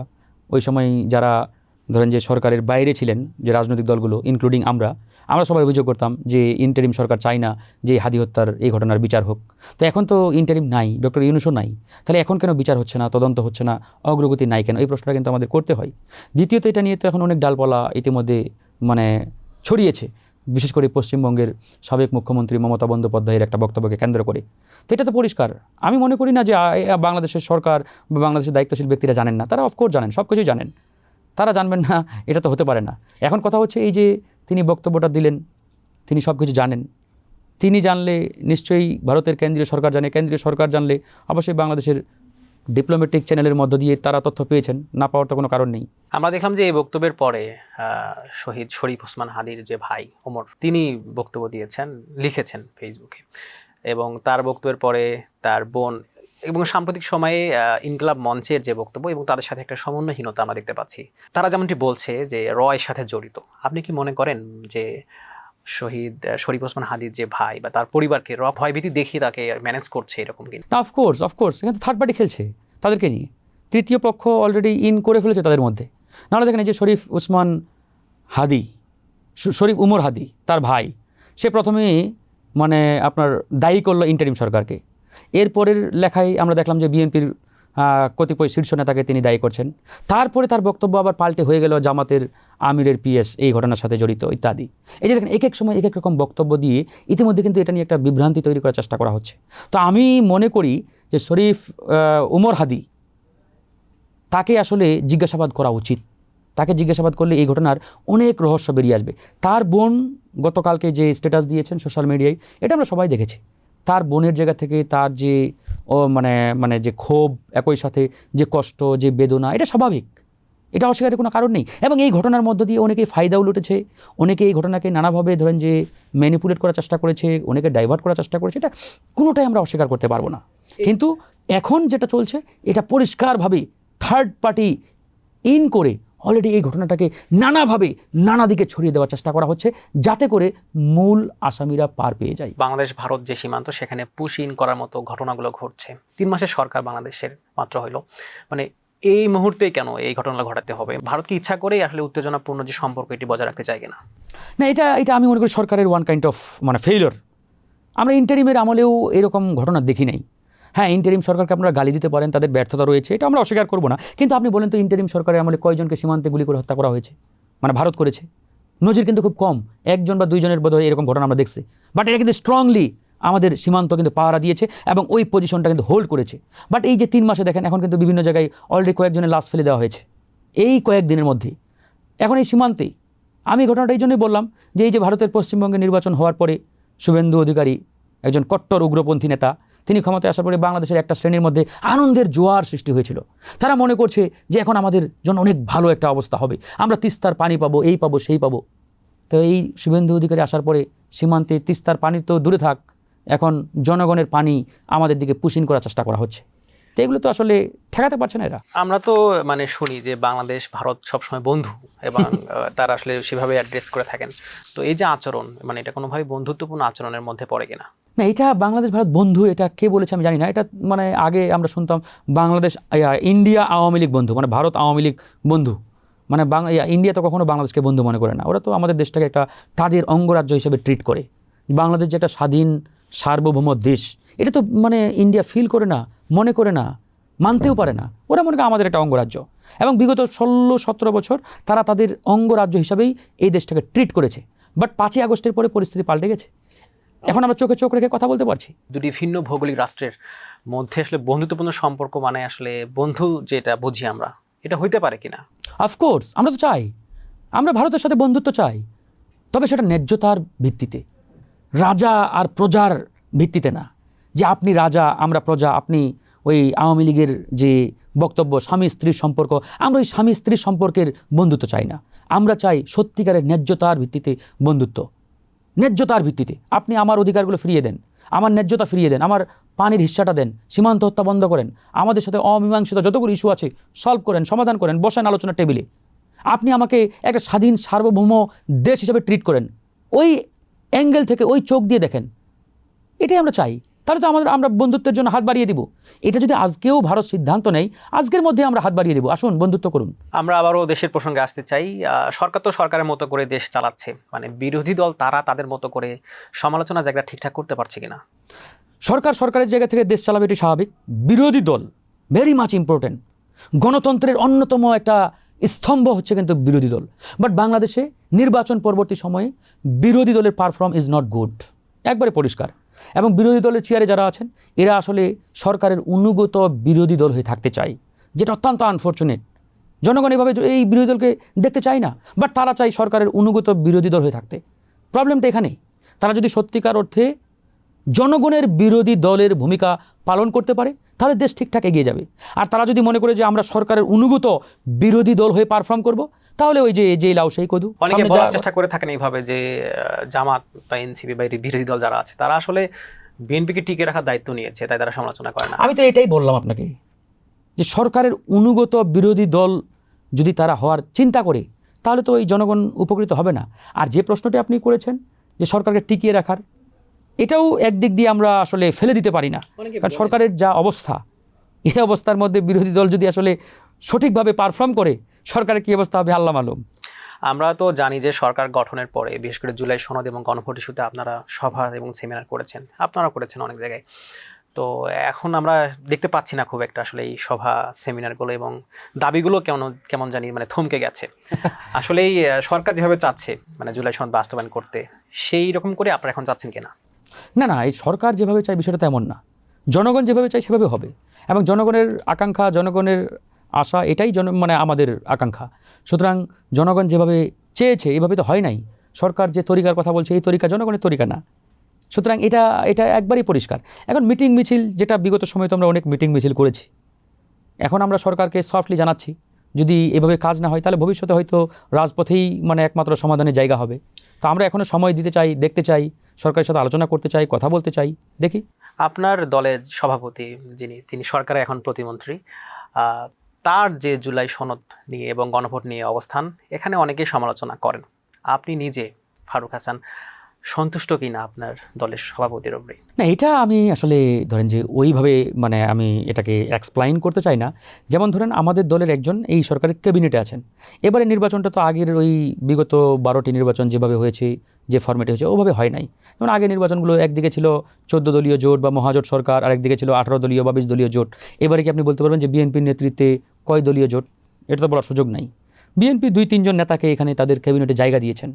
তার মানে এই নয় যে বিএনপি গণ অধিকার মানে জোট সরকার বা অমুক অমুক দল মিলে জোট সরকার, এটা বলার কোনো সুযোগ নেই। আমাদের একবার ক্ষুদ্র একটা অংশের দায়িত্বে রয়েছে না, একবারে ভেরি লিটিল মানে পজিশন। এটাকে আমি খুব মানে বড় করে দেখি না। আর জুলাই সনদ এবং গণভোটের যে বিষয়টা, আমরা আমাদের দলগত যে পজিশন, আমাদের গণ অধিকারের যে রাজনৈতিক অবস্থান একবারে পরিষ্কার। আমরা জুলাই সনদ গণভোটের পক্ষে, আমরা আগেই বলেছি, এখনও বলছি। মানে বাস্তবতা যদি আমি বলি যে একটা দলের সভাপতি তিনি যদি আসলে সেই জায়গা থেকে মানে স্ট্রংলি ভয়েস মানে রেইজ করতে না পারেন, তাহলে সেক্ষেত্রে মানুষের মনেও, আপনাদের যারা সমর্থক আছেন তাদের মনেও তো একটা কষ্ট থাকে। না, এটা ঠিক আছে, এটা থাকাটা স্বাভাবিক। এটাও আবার আপনাকে মানতে হবে। এখন একজন ধরেন যে টচে ব্যাটিং পেয়ে ব্যাটিংয়ে নেমেছে, এখন তার কাছ থেকে আপনি যদি ফিল্ডিং প্রত্যাশা করেন, এটা তো মানে ঠিক হবে না, আর এটা পাবেনও না আপনি, কারণ সে তো অলরেডি ফিল্ডিংয়ে আছে, ব্যাটিংয়ে আছে। তো সেই জায়গা থেকে যে সরকারের চেয়ারে, এখন তার কাছ থেকে যদি আপনি বিরোধী দলের ভূমিকা প্রত্যাশা করেন, এটা তো অবান্তর বা মানে সম্ভব না বাংলাদেশের প্রেক্ষাপটে। এবং রাজনীতিটা আসলে সেভাবে সাজানো আছে বাংলাদেশে। এটাই আর কি। গণ অধিকার পরিষদ বা ছাত্র অধিকার পরিষদ সম্পর্কে অনেকে ভাই মন্তব্য করেন সামাজিক যোগাযোগ মাধ্যমে যে গণ অধিকার পরিষদের সরকারে আছে ভিপি নূর এবং বিরোধী দলে আছে ফারুক হাসান। আর ছাত্র অধিকার পরিষদ যারা, তারা আসলে ছাত্র দলের যে পারপাস সেটিকে সার্ভ করে জাস্ট শিবির এবং ছাত্র শক্তি জাস্ট সমালোচনা করে। এ ব্যাপারে কি বলবেন? না, আমি এটা একে এভাবে আসলে দেখি না বা এটা মনে করি না। অনেকে অনেক মন্তব্য করে, স্বাভাবিক।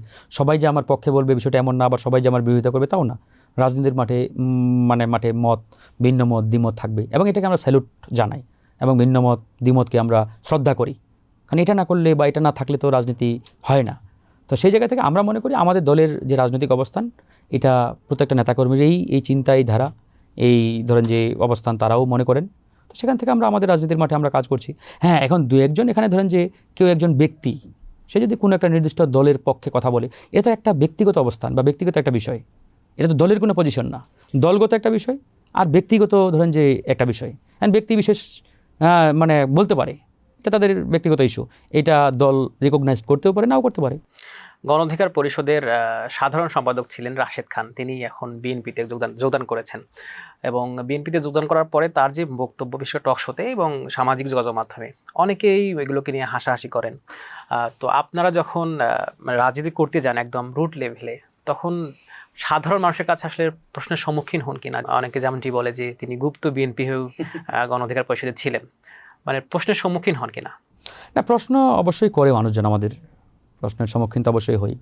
তো সেই যেহেতু এখন আমাদের দলে নেই, আমাদের দলে ছিল আগে, এখন আরেক দলে যোগ দিয়েছে, এখন এটা নিয়ে আমি আর মানে খুব বেশি মন্তব্য করতে চাই না, কারণ সে এখন গণ অধিকারে নাই, সে আরেকটা দলে। আর বাংলাদেশের ইতিহাসে এরকম ধরেন যে রাজনৈতিক দল পরিবর্তন করার একটা চিরাচরিত অভ্যাস অতীতেও ছিল, এখনও আছে, ভবিষ্যতেও থাকবে। না, এরকম থাকে না যে একটা দলে তো অনেক সমস্যা থাকে, দেখা যায় যে আদর্শগত অনেক সমস্যা থাকে বা অন্য যে কোনো সমস্যা থাকে, তখন অনেকে চেঞ্জ করে, মানে না, এখানে কোনো আদর্শিক বা এরকম অভ্যন্তরীণ কোনো বিষয়ে চেঞ্জ করে নাই। সে দল থেকে পদত্যাগ করে বিএনপিতে যোগ দিয়েছে, স্রেফ এটা তার ব্যক্তিগত লাভের আশায়। সে মনে করেছে যে আমি বিএনপিতে যোগ দিলে ধানের শীষে নির্বাচন করলে হয়তো এমপি হব, মন্ত্রী হব ভবিষ্যতে, এই তার ব্যক্তিগত চিন্তা থেকে। তবে আপনি যদি রাজনৈতিক পয়েন্ট অফ ভিউ থেকে আপনি আসলে বলেন আমাকে, এই জায়গাতে আমি মনে করি এটা একটা চরম একটা মানে প্রতারণার মতো একটা অবস্থা। কারণ ধরেন আমি আজকে নেতা হয়েছি, যতটুকুই হই, এই যে আমি নেতা, আমি ফারুক হাসান, আমি কিন্তু নিজেই নেতা হই নাই। যতটুকুই আমার রাজনৈতিক মাঠে আমার পজিশনটা হোক, এটা যদি 1%ও হয়, এই 1%-এর পিছনে আমার শত শত হাজার হাজার নেতাকর্মীর রক্ত, ঘাম, ত্যাগ, অবদান রয়েছে। তাদের এই যে মাঠে মিটিং মিছিল করা, তারা তো আমাকে মাইকটা এগিয়ে দিয়েছে, তারা আমাকে চেয়ারে এগিয়ে দিয়েছে, আমি বসে বক্তব্য দিয়েছি, আমনে স্বামী দাঁড়িয়ে বক্তব্য দিয়েছি, বিধায় কিন্তু আমি আজকে নেতা হয়েছি। তো এই যে নেতাকর্মীদের কথা চিন্তা না করে আমি যখন আমার একটা মানে রানিং একটা উদীয়মান দল থেকে পদত্যাগ করে ব্যক্তিগত স্বার্থ হাসিলের জন্য আরেকটা দলে গিয়ে যোগ দেই, এটা স্রেফ ওই নেতাকর্মীদের সাথে প্রতারণা করা হয়ে যায়। আপনার ব্যক্তিগত প্রসঙ্গে আসতে চাই, সেটি হচ্ছে রাজনীতিতে আপনি কবে কিভাবে যুক্ত হলেন? আমি রাজনীতি ধরেন যে ঢাকা ইউনিভার্সিটিতে চান্স পাওয়ার পরে, তখন তো আপনারা জানেন যে বাংলাদেশের রাজনৈতিক যে কালচার, যে ঢাকা বিশ্ববিদ্যালয়ে যে সরকার যখন ক্ষমতায় থাকে তখন তাদের ছাত্র সংগঠনের একটা আধিপত্য থাকে। আমরা ঢাকা ইউনিভার্সিটিতে ভর্তি হওয়ার পরে ছাত্রলীগ বাধ্য করতো আমাদের মিটিং মিছিলে নিয়ে যাওয়ার, ওই মিটিং মিছিল করতাম, টুকটাক রাজনীতি এই আর কি শিখতাম, জানতাম, বাট রাজনীতি ইউনিভার্সিটিতে ওভাবে করা হয় নাই। তারপরে 2018 সাল, তখন আমি মাস্টার্স পরীক্ষা দেব, শুরু হলো কোটা আন্দোলন। এবং কোটা আন্দোলন আপনারা সবাই জানেন যে কোটা কিভাবে আমাদের মেধাবীদেরকে তিলে তিলে ধ্বংস করত। এই কোটা নিয়ে যখন আমরা জানলাম যে একটা দেশে 56% কোটা, 44% মেধা, মানে মেধার চাইতে কোটার পরিমাণটা বেশি, তখন এটা আমরা মানতে পারলাম না। আমরা নিয়মিত ঢাকা বিশ্ববিদ্যালয়ের সেন্ট্রাল লাইব্রেরিতে পড়াশোনা করতাম, আমরা ওখানে BCS পড়তাম, মানে বিভিন্ন পড়াশোনা করতো। তো ওখান থেকেই একদিন সবাই সিদ্ধান্ত নিল যে এটার বিরুদ্ধে আমাদের আন্দোলন করতে হবে। ওই সময়ই তৎকালীন ডক্টর আকবর আলী খান পত্রিকায় একটা কলাম লেখলেন যে এই কোটা ব্যবস্থা কীভাবে একটা জাতিকে ধ্বংস করে দেয় এ বিষয়ে। তো এটা দেখে আরও ছেলেপেলেদের ভিতরে একটা ক্ষোভের আগুন মানে দাবানলের মতো জ্বলে উঠল। সিদ্ধান্ত নিয়ে খুব সম্ভবত 17ই ফেব্রুয়ারি বোধ হয় এরকম হবে 2018 সালে এই কোটা আন্দোলন শুরু হয়। এবং আমরা সামনে থেকে নেতৃত্ব দিই, যেহেতু আমরা ঢাকা ইউনিভার্সিটির, ওখানে ঢাকা ইউনিভার্সিটির বাইরেও ঢাকা কলেজ সহ অন্যান্য বিশ্ববিদ্যালয়ের শিক্ষার্থীরাও ছিল। যেহেতু শাহবাগে পাবলিক লাইব্রেরি রয়েছে, এই পাবলিক লাইব্রেরিতে অনেকেই পড়াশোনা করে বিভিন্ন বিশ্ববিদ্যালয়ের, সবাই এই আন্দোলনে অংশগ্রহণ করেছিল এবং আমরা সেটা সফলভাবে শেষ করলাম। তখন তারা দেখলো যে আমরা নেতৃত্ব ভালোভাবেই দিয়ে এই প্রোগ্রামটা সফল করেছি। তারা তখন সন্ধ্যাবেলা সিদ্ধান্ত নিয়ে আমাদেরকে বললেন যে আপনারা দায়িত্ব নেন, এটাকে একটা আমরা সাংগঠনিক কাঠামো দিই, কারণ একটা সাংগঠনিক কাঠামো ছাড়া কোনো আন্দোলনকে সফল করা যায় না। তারপরে আমরা ওই দিন বটতলাতে বসে ঢাকা ইউনিভার্সিটির আমরা একটা কমিটি করলাম, ওই কমিটিতে বিভিন্নজন বিভিন্ন দায়িত্ব নিলাম। তো এইভাবেই আর কি আমাদের রাজনীতির মাঠে তারপর তো হামলা মামলা সবই দেখছেন। আপনি যদি রাজনীতিবিদ না হতেন তাহলে কি হতেন? আমার শুরু থেকে রাজনীতিবিদ হওয়ার ইচ্ছা ছিল না। আমার শুরু থেকেই ছোট থেকেই যেটা বলা যায় যে আমার স্বপ্ন ছিল আমি অ্যাডমিন ক্যাডার হব, BCS ক্যাডার হব। আমি সেভাবেই নিজেকে গড়ে তুলছিলাম আর কি। আমি নিম্নবিত্ত পরিবারের সন্তান, আমার বাবা কৃষক। তো আমি অনেক স্ট্রাগল করে ছোট থেকে বড় হয়েছি, অনেক পরিশ্রম করেছি। এই যে পড়াশোনা বলে আমি ব্যক্তিগতভাবে আমি নিজের উপার্জনেই কিন্তু পড়াশোনাটা করেছি। আমার ফ্যামিলির ফাইন্যান্সিয়াল অবস্থা আগে অনেক খারাপ ছিল, এটা অস্বীকারের কোনো সুযোগ নেই। আমরা 2 ভাই পড়াশোনা করতাম, আমার বড় ভাই ব্যবসা করেন। তো আমরা 2 ভাই অনেক পরিশ্রম করেছি, অনেক কষ্ট করে পড়াশোনা করি। আমার ভাই এখন একটি সরকারি আপনার ওই উচ্চ হাই স্কুলে রয়েছেন, সেখানে চাকরি করেন। তো এই যে স্ট্রাগল, পরিশ্রমের পরে আমি যখন কলেজ লাইফে, তখনই আমি সিদ্ধান্ত নিলাম যে আমাকে যে কোনো মূল্যে অ্যাডমিন ক্যাডার হতে হবে। এবং অ্যাডমিন ক্যাডার হওয়ার জন্য যা করা দরকার আমি কলেজ লাইফ থেকেই সেভাবে নিজেকে প্রিপেয়ার করতাম। যেমন একটা BCS পরীক্ষায় চান্স পাওয়ার জন্য কীভাবে নলেজ গ্যাদার করতে হবে, কীভাবে পড়াশোনা করতে হবে। আমি এই যে সাধারণ জ্ঞানের যে একটা বই আছে নতুন বিশ্ব নামে, এটা আপনারা যারা চাকরির পড়াশোনা করেন, এই সাধারণ জ্ঞানের বইটা আমি আমার কলেজের ফার্স্ট ইয়ারেই আমি শেষ করে ফেলেছিলাম। অনেক বড় একটা বই। আমার বন্ধুরা বলতো এটা কেমনে সম্ভব। তো কলেজ লাইফে দেখতাম যে বিভিন্ন বিষয়ে যখন টিচাররা প্রশ্ন করতো, এই যে আপনার দেশ বিদেশ, আন্তর্জাতিক রাজনীতি ইত্যাদি নিয়ে, আমি এই বিষয়গুলো ফট করে উত্তর দিতে পারতাম। তো এইভাবে নিজেকে তৈরি করতে করতে কলেজ লাইফ গেল। তারপর ঢাকা ইউনিভার্সিটিতে চান্স পেলাম। ইউনিভার্সিটিতে এসে এই স্বপ্নটা আরও ব্রড হয়ে গেল, যেখানে এই স্বপ্ন বাস্তবায়নের এক বৃহৎ ফ্যাক্টরিতে আমি নিজেকে অবতীর্ণ করেছি। এই তো ধীরে ধীরে পড়াশোনা, তারপরে আসলে মাস্টার্স পরীক্ষা দেব, তার আগে আন্দোলন শুরু হলো। আমি কিন্তু আমার মাস্টার্স পরীক্ষা আমি দিয়েছি আপনার জেলে বসে, ঢাকা সেন্ট্রাল জেলে বসে।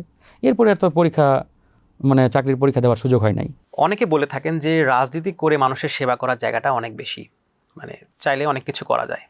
আমার প্রশ্ন হচ্ছে যে একজন মানুষ চিরাচরিত যে দলগুলো আছে সেটা না করে সে রাজনীতি করতে চায়, সে কি জনগণের ভোটে MP হয়ে দেশের সেবা করা সম্ভব? বাংলাদেশের প্রেক্ষাপটে এই মুহূর্তে এটা একবারই অসম্ভব বলে আমি মনে করি। কারণ আমাদের যে রাজনৈতিক যে প্র্যাকটিস বা যে কালচার, এর সাথে ইলেকটোরাল রাজনৈতিক প্র্যাকটিসটা টোটালি ডিফারেন্ট। ধরুন যে আপনি রাজনীতি করেন, অনেক বড় বড় বক্তব্য দেন, জাতীয় নেতা ইত্যাদি, কিন্তু আপনি যখন ভোটের মাঠে যান সেখানকার বাস্তবতা টোটালি ডিফারেন্ট। এবং আপনি চিন্তাও করতে পারবেন না যে আমরা ধরেন যে বাংলাদেশের শীর্ষ জাতীয় নেতা যাদেরকে মনে করি, তারা যদি ভোটের মাঠে ওই যে নিউট্রাল পজিশন থেকে যায়, যে no political party, as a single person হিসাবে কত ভোট পাবে, এটা কিন্তু আসলে একবারে খুব সহজে আমরা বলে জামানত বাজেয়াপ্ত হতে পারে। তো সেই জায়গা থেকে আসলে এই প্র্যাকটিসটা আমাদের এভাবেই গড়ে উঠছে। এবং রাজনৈতিক দলের কারণে ওই ব্যক্তি সৎ নাকি অসৎ, আপনি মনে করেন কিনা যে এই কারণের পেছনে মূল দায়ী হচ্ছে যারা চিরাচরিত রাজনীতি করেন বা এই ধরনের দলগুলোই? হ্যাঁ, অফকোর্স, এরাই তো চান না।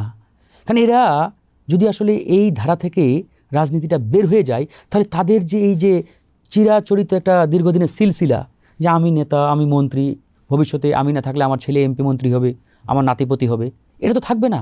যখন মেধাবীদের হাতে রাজনীতি চলে যাবে, যখন এই টাকা পয়সা লোভ লালসার বিনিময়ে জনগণের ভোট আমি টানতে পারবো না, তখন এই যে আমাদের বংশ পরম্পরা যে রাজনৈতিক একটা সিলসিলা, এটা আর থাকবে না।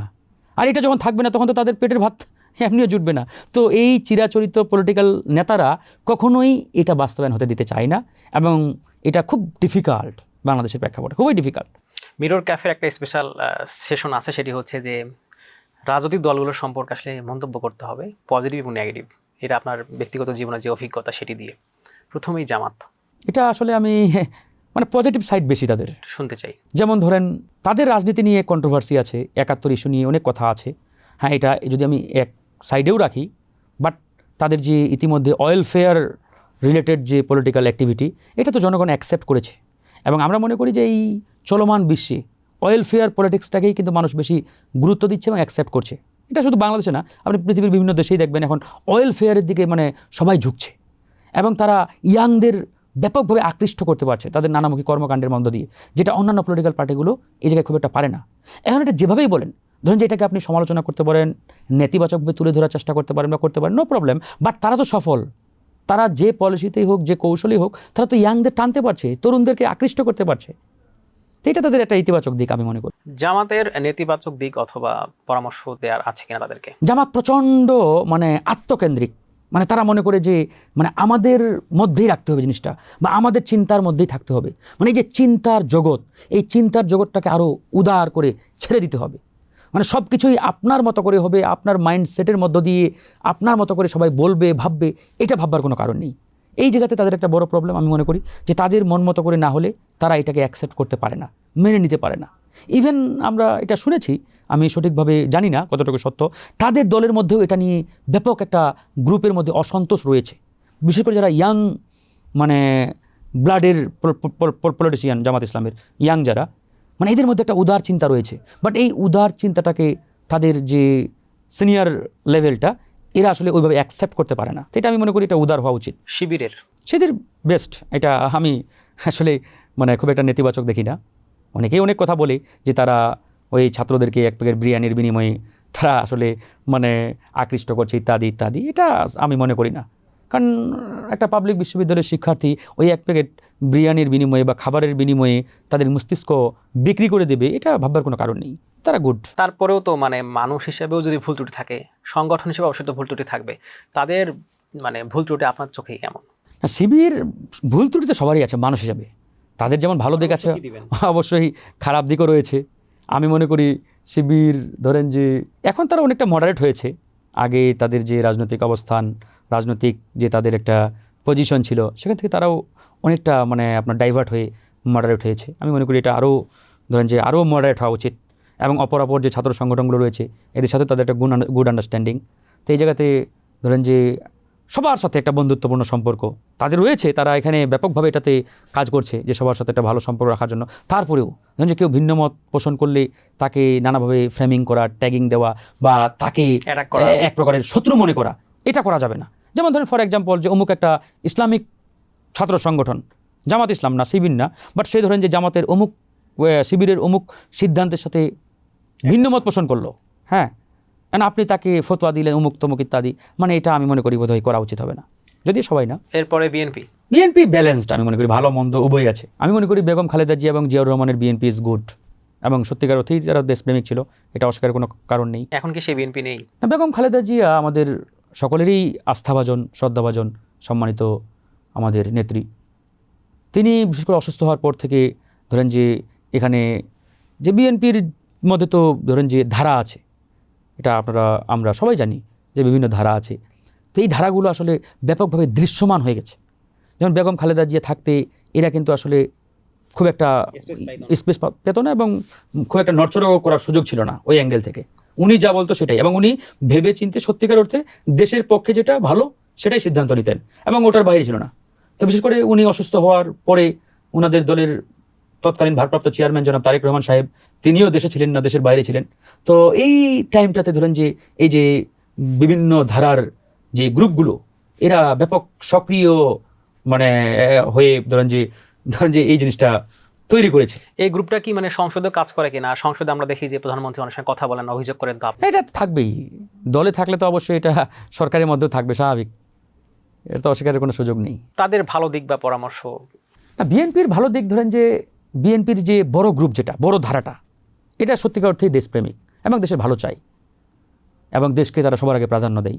এবং বিএনপির প্রধান এখন যিনি রয়েছেন জনাব তারেক রহমান, উনি বাংলাদেশের সরকারেরও প্রধান, তো ওনার এই যে পরিবর্তনের বেশ কিছু উদ্যোগ ইতিমধ্যে নিয়েছেন, এগুলোকে আমরা অ্যাপ্রিসিয়েট করি, অনেক উদ্যোগ।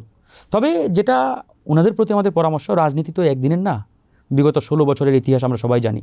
আপনারা যে পরিমাণ কষ্ট করেছেন, আপনাদের নেতাকর্মীরা বাড়িতে থাকতে পারে নাই, পাট খেতে গম খেতে ঘুমাতে হয়েছে, কেন হয়েছে, কী কারণে, কারা দায়ী, সবাই জানেন আপনারা সবচেয়ে বড় ভুক্তভোগী। একটা কথা আছে যে একটা ঝড় আসলে সবার আগে বড় গাছটাকে অ্যাটাক করে, আঘাত করে। ভবিষ্যতেও যদি কোনো ফ্যাসিবাদ ফিরে আসে বা ভবিষ্যতে এরকম যদি পরিস্থিতি তৈরি হয়, বড় গাছ যেহেতু বিএনপি, সুতরাং আঘাত কিন্তু আপনাদের উপরে আগে আসবে। এই জন্যই আমরা বলি যে সবার আগে বাংলাদেশ, এই স্লোগানটা আপনারা নিয়েছেন। সুতরাং এটাই যদি আপনাদের স্লোগান হয়ে থাকে, তাহলে এই সবার আগে বাংলাদেশ, তাহলে এই বাংলাদেশ কী চাই, জনগণ কী চাই, জনগণ যেভাবে চাই, এই সিদ্ধান্তগুলো আপনাদের বাস্তবায়ন করা উচিত। বিশেষ করে জুলাই সনদ বা গণভোট। ছাত্রদলও একই, এটা আমি ব্যালেন্সড রাখবো, ভালো মন্দ দুটোই আছে। তারপর বিগত সময়ে আমরা যে কালচারটা দেখেছি, এই কালচারটা নাই। টুকটাক ঘটনা ঘটছে, যেমন ধরুন যে ক্যাম্পাসগুলোতে আধিপত্যবাদের একটা রাজনীতি, এই চর্চাটা তো ছাত্রদল এখনো করে নাই। তারা বুঝতে পারছে, হ্যাঁ, চাইলে চেষ্টা করতো, ধরেন যে ইতিবাচক নেতিবাচক যাই হোক না কেন, তারা করে নাই, এটা অবশ্যই আমরা ইতিবাচকভাবে দেখছি।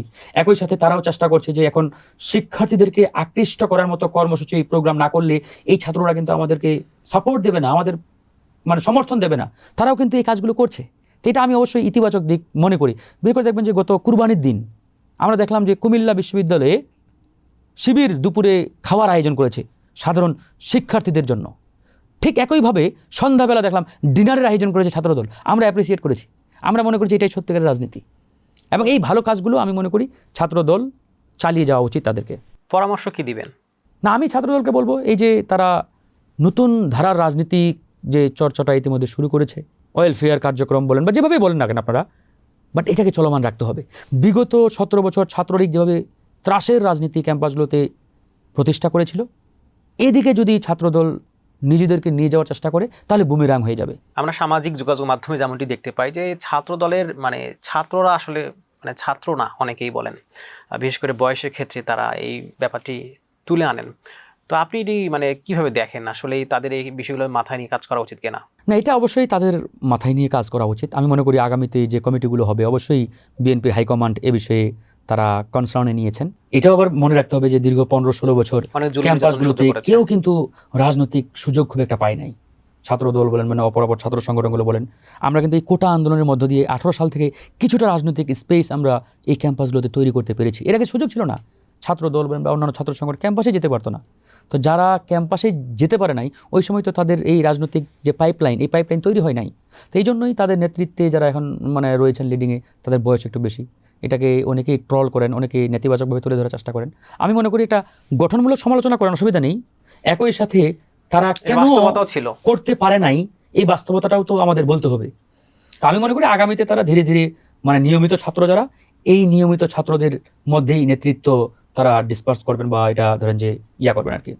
নতুন দল এনসিপি, না, এদেরও ধরেন যে ভালো মন্দ দুটোই আছে আমি মনে করি। কারণ রাজনীতির মাঠে নতুন দলের দরকার আছে, নতুন ভয়েসের দরকার আছে।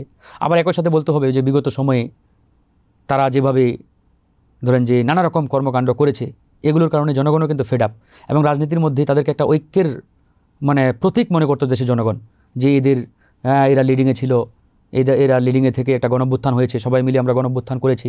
এবং এই ছাত্ররা যদি সত্যিকার অর্থে জনগণকে নিয়ে দেশকে ধারণ করে সিদ্ধান্ত নিতে পারে, একটা নতুন রাজনীতি তৈরি করতে পারে, তাহলে কিন্তু বাংলাদেশে একটা আমূল পরিবর্তন অল্প সময়ে নিয়ে আসা সম্ভব ছিল। বাট হয় নাই, তাদের নানামুখী লোভ লালসা বা রাজনৈতিক তৎপরতার কারণে অনেকে লোভে পড়ে ধরেন যে টাকার দিকে কেউ মনোযোগী হয়েছেন, কেউ ক্ষমতা পাওয়ার ভোগ করার দিকে মনোযোগী হয়েছেন। এরকম নানামুখী তৎপরতার কারণে ধরেন যে ওই যে লার্জার স্কেল থেকে জনগণের যে একটা আকাঙ্ক্ষা ছিল, ওটা কিন্তু আর এই মুহূর্তে ওই লার্জার স্কেলে নেই। অনেকে বলেন যে কিশোর গ্যাংয়ের একটা বিশাল অংশ এনসিপির সেই সময় সমর্থক হয়ে এই কাজগুলো করেছেন, আপনি কি মনে করেন? বড় অংশ কিনা জানি না, তবে করেছে অনেক জায়গায় করেছে। যারা দায়িত্বে ছিলেন ওই সময়, সমন্বয়ক বলেন বা বলেন, এদের অজ্ঞতা কিনা আমি জানি না, নাকি এরাও টাকার লোভে ওই গ্যাংগুলোকে প্রশ্রয় দিয়েছে, এটাও আমাদের ভাবতে হচ্ছে। তা আমি মনে করি আছে, উভয় দিকেই আছে। বাংলাদেশে যারা বামপন্থী রাজনীতি করে তাদেরকে কি বলতে চান? বাংলাদেশে এখন আর বাম রাজনীতি খুব একটা লাইভেবল না, মানে এটা একটা মানে মৃতপ্রায় বলতে পারেন। আর এখন আসলে ওই জনগণ আদর্শিক রাজনীতিটাকে খুব একটা অ্যাকসেপ্ট করতে চায় না। মানে ইডিওলজিক্যাল পলিটিক্স আপনি করবেন, জনগণকে ওই থিওরি শেখাবেন, মার্ক্সবাদ, লেনিনবাদ, এসব মানুষ আর শুনতে চায় না এবং নামও জানে না, চিনেও না হ্যাঁ। হয়তো। তো সেই জায়গাতে মানুষ মনে করে এখন আমাদের জন্য দৃশ্যমান অ্যাক্টিভিটি, দৃশ্যমান পলিটিক্স, দৃশ্যমান রাজনীতি এবং ডেভেলপমেন্ট নির্ভর যে রাজনীতি, উন্নয়নমুখী রাজনীতি, এটাকে মানুষ এখন ব্যাপকভাবে গ্রহণ করে। আপনি শুধু বাংলাদেশ না, এটা ওয়ার্ল্ড ওয়াইজ। আপনি ধরেন যে কয়টা দেশে এখন আপনার এই ধরেন যে বাম রাজনীতি দৃশ্যমান? খুব কম, দু একটা দেশ ছাড়া ধরেন যে বাম রাজনীতি খুব একটা কিন্তু দেখতে পাচ্ছি না। তো সেই জায়গাতে বাংলাদেশে তো নাই বললেই চলে, নাম সর্বস্ব, হয়তো ব্যানারগুলো শুধু রয়েছে। গণ অধিকার পরিষদের সমালোচনা করতে বললে কিভাবে করবেন? গণ অধিকার পরিষদের সমালোচনা প্রথমে যেটা করব, শুরুতে জনগণের মধ্যে আমরা যে একটা হোপ তৈরি করেছিলাম, সেই হোপটা আসলে আমরা ধরে রাখতে পারি নাই।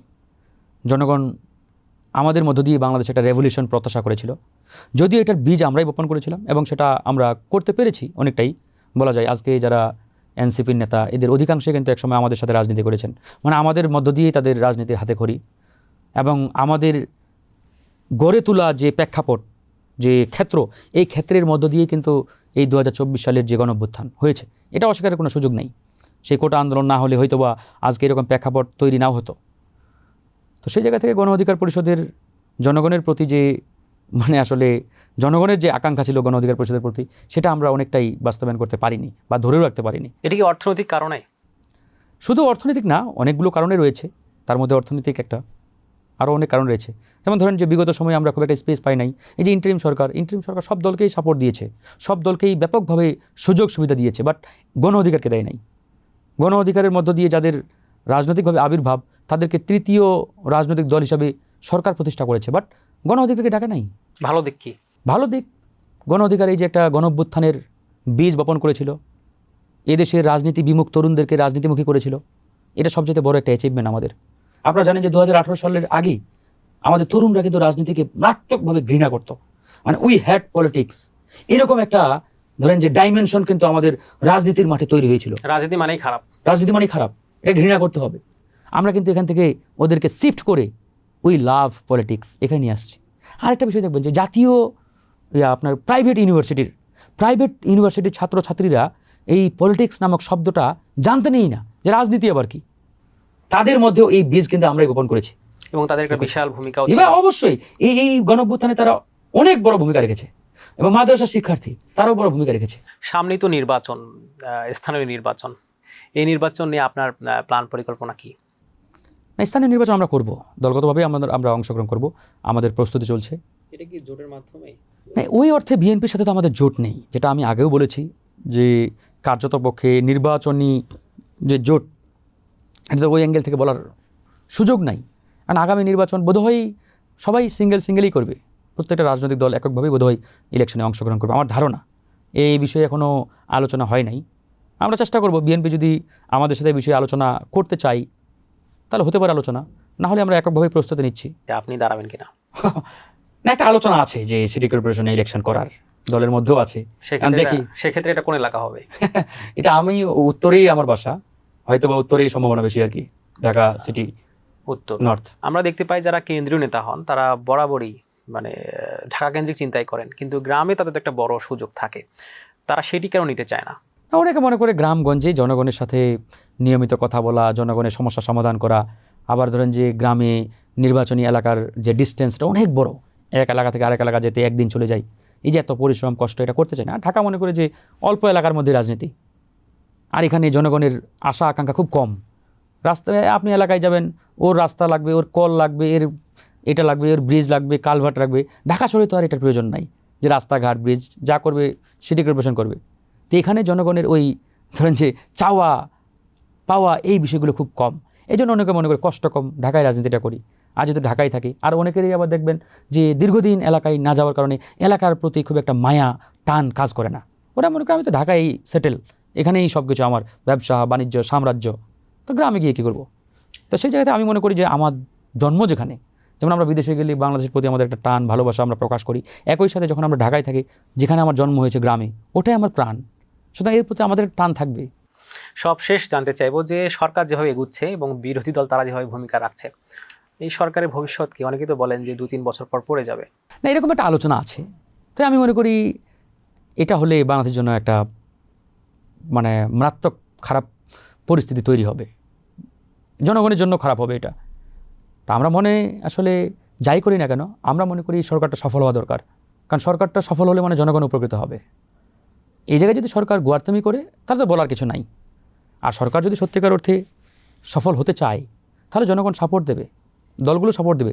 আর সরকার যদি নিজেই সফল হতে না চায় তাহলে তো বলার কিছু নাই। অর্থাৎ সরকারকেই বেশি এগিয়ে আসতে হবে। অফকোর্স, আপনি দায়িত্বে আছেন, এটা তো আপনার সিদ্ধান্ত যে আমাকে সফল হতে হবে। আর আপনি সফল হতে হলে আপনার কার কার অ্যাসিস্ট্যান্ট লাগবে, সহযোগিতা লাগবে, কাকে কিভাবে আপনি কাজে লাগাবেন, কার কিভাবে সহযোগিতা নেবেন, এটা তো আপনাকেই বের করতে হবে। এই প্রসঙ্গে একটু বলতে চাই, সেটি হচ্ছে যে আমরা দেখি যে বিরোধী মতের হলেই সে যদি যোগ্যও হয়, তার যদি একটা প্রতিষ্ঠানও থাকে যেটি যদি উপকার হয় মানুষের, অনেক সময় সমালোচনা করেন। আমরা সাম্প্রতিক সময় দেখলাম যে আদ্দিন যে হাসপাতালটা আছে, এখনই অনেকেই বলছেন যে জামাতের প্রতিষ্ঠান, মানে সেখানে তো একটা ঘটনা ঘটেছে, এই জন্য বিচার হতে পারে বা অন্য যে বিষয়গুলো আছে হতে পারে। কিন্তু প্রতিষ্ঠান কেন্দ্রিক এই যে সমালোচনা, এটাকে আপনি কীভাবে দেখেন? না, এটাই তো বললাম, এটা শুরুতে ওই যে ইসলামী ব্যাংকের যে ঘটনা, এইটা একবারে সেম, কিন্তু রিলেটেড। যে অমুক প্রতিষ্ঠান জামাতের, তার মানে এটা রাখা যাবে না, জামাতকে দুর্বল করতে হবে। কিন্তু আমরা এটা মনে করি না যে এই প্রতিষ্ঠানটা নিয়ন্ত্রণ জামাতের হাতে থাকুক বা যার হাতেই থাকুক, এই প্রতিষ্ঠানের মধ্য দিয়ে হাজার হাজার মানুষ উপকৃত হচ্ছে। এই প্রতিষ্ঠান যদি বন্ধ হয়, ক্ষতিগ্রস্ত হয়, লুজার হবে দেশের জনগণ, জনগণ ক্ষতিগ্রস্ত হবে। এই জিনিসটা আমরা মনে করি না। আমরা একবারেই ব্যক্তিগতভাবে স্রেফ পলিটিক্যাল স্ট্যান্ড থেকে আমরা চিন্তা করি। এই রাজনৈতিক স্ট্যান্ড থেকে এই চিন্তাটা করা যাবে না, এখান থেকে বেরিয়ে আসতে হবে। আপনাকে মিরর ক্যাফেতে সময় দেওয়ার জন্য অসংখ্য ধন্যবাদ। ধন্যবাদ আপনাকেও, ধন্যবাদ মিরর নিউজকে, মিরর ক্যাফে। দর্শক, আমরা যেমনটি শুনছিলাম সমসাময়িক বিষয় নিয়ে কথা। আবারও আগামী কোনো পর্বে দেখা হবে। সেই পর্যন্ত ভালো থাকুন, সুস্থ থাকুন। ধন্যবাদ।